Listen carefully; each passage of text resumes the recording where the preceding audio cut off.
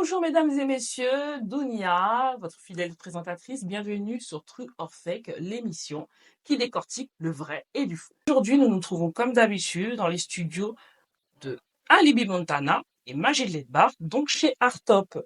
Voilà, et aujourd'hui donc nous serons accompagnés aussi, il est d'origine centrafricaine, on fera connaissance aussi avec lui pendant l'émission parce qu'il sera aussi d'une grande aide, parce qu'il a connu les péripéties, il a connu la guerre, il a déjà vu plein de choses se passer déjà auparavant dans son pays.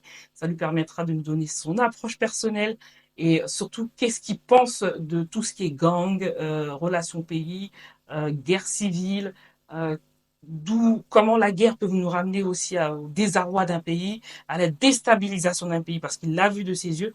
Nous, c'est ce qu'on connaît actuellement en Haïti, parce que nous allons venir sur le sujet d'Haïti. Oui, Haïti, avec le fameux barbecue, comme vous pouvez voir, une chaîne de solidarité se propage sur les réseaux sociaux, où beaucoup de personnes sont très émues, pas forcément haïtiens, toute origine confondue, concernant la guerre et tout ce qui se passe en ce moment en Haïti.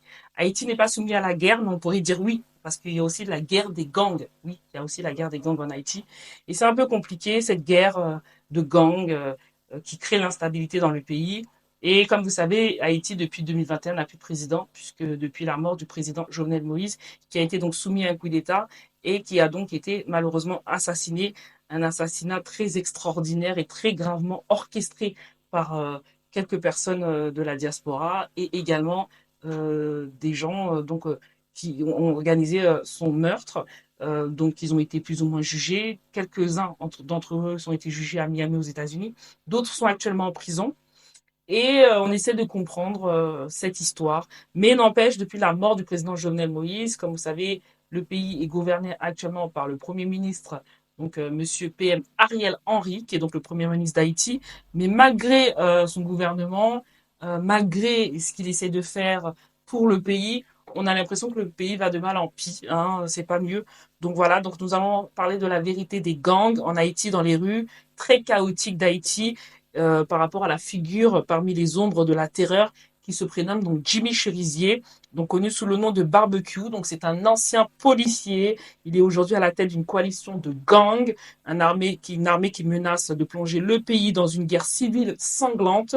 Récemment, il a orchestré une évasion massive de prisonniers, démontrant ainsi son pouvoir et sa détermination à défier le gouvernement en place, parce qu'il a le rêve de bouger, de faire partir donc PM, Premier ministre Ariel Henry, donc parce que beaucoup de gens s'en plaignent et ne supportent pas le chaos dans lequel il a mis le pays d'après eux. Alors, on sait que Haïti est dans une instabilité politique depuis bien longtemps.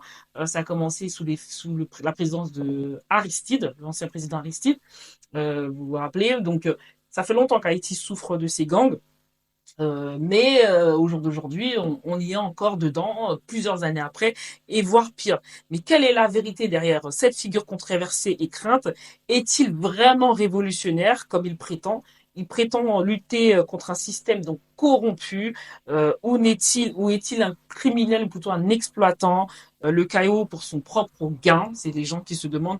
Rejoignez-nous dans cette émission et dans cette édition. Je vous propose de regarder en images la problématique sur Haïti et nous revenons dans quelques instants. À tout de suite.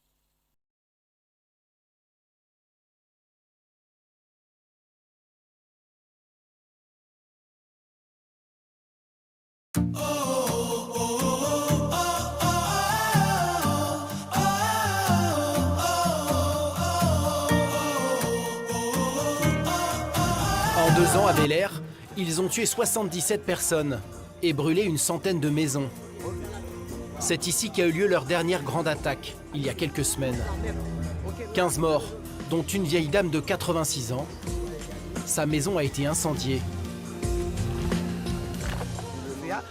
Elle habitait ici. Des membres du gang lui ont cassé les 2 bras et l'ont jetée du premier étage. Quand elle est arrivée à l'hôpital, elle avait des brûlures partout et de nombreuses fractures. Le même jour, une autre maison a pris feu. Tout a été calciné là. Oui, tout. Il est mort, brûlé dans sa maison, c'est ça? Dans sa maison, ils l'ont calciné. Monsieur Franck avait 81 ans. Franck est mort ici. Il était paralysé. C'est là que Franck a été calciné. En partie. Il n'en reste plus. Le nouvel homme fort de Port-au-Prince est à la tête du G9, une sorte de fédération de 9 gangs qui contrôle une bonne partie des quartiers de la ville.